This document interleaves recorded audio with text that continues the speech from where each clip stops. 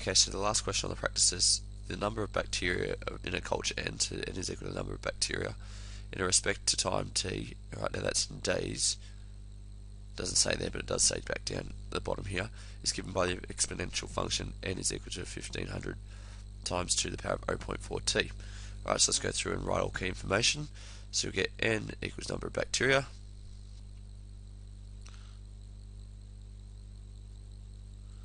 And t equals time in days. Right, and of course we've got the formula over here. Now, like I've said before, I do recommend if you get given a question where you've been given a function, that you actually go through and sketch the graph on your CAS calculator, because this will help you out at times with answering the question. So I've done that already. Make sure when you do sketch the graph on your make sure that when you do sketch the graph on your CAS calculator that you remember to put in x and not t, because t will not be recognized by the calculator.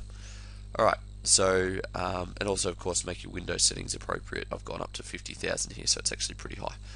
Okay, so now let's go through and actually answer some of the questions. So it says find the initial bacteria in the culture. So that means t is equal to 0. So just substitute t equals 0. So you get n is equal to 1500 times 2 to the power of 0.4 t, which is equal to 1500 times 2 to the power of 0.4 times 0, which is equal to 1500 times 2 to the power of 0.4 times 0 is just 2 to the power of 0. Anything to the power of 0 is 1, so you just get 1500 times 1, which would just be 1500. Okay, so therefore you would write out your answer. Therefore, initial bacteria is 1500. Alright, let's answer the next part of the question now, where it says find the number of bacteria to the nearest 100 after 5 days. Let's just put in B.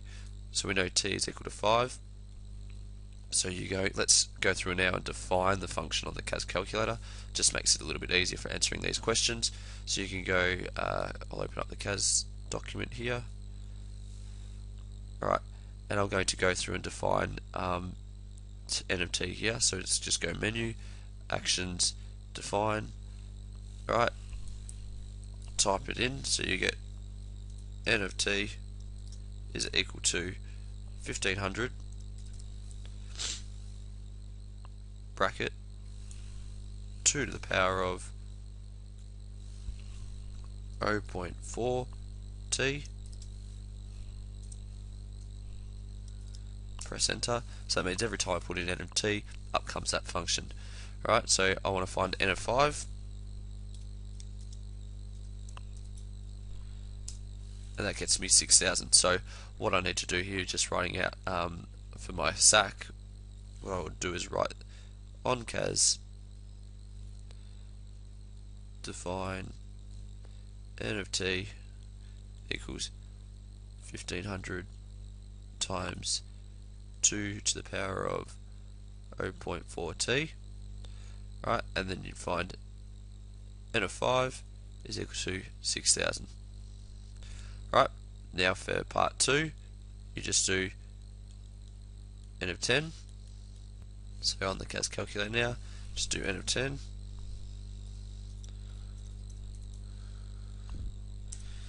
And you get 24,000.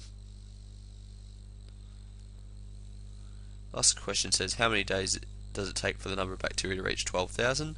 Okay, so I know population is equal to 12,000, and I want to find n.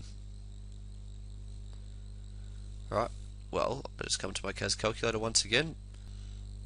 So I go menu, algebra, solve, and I go n of t equals 12,000.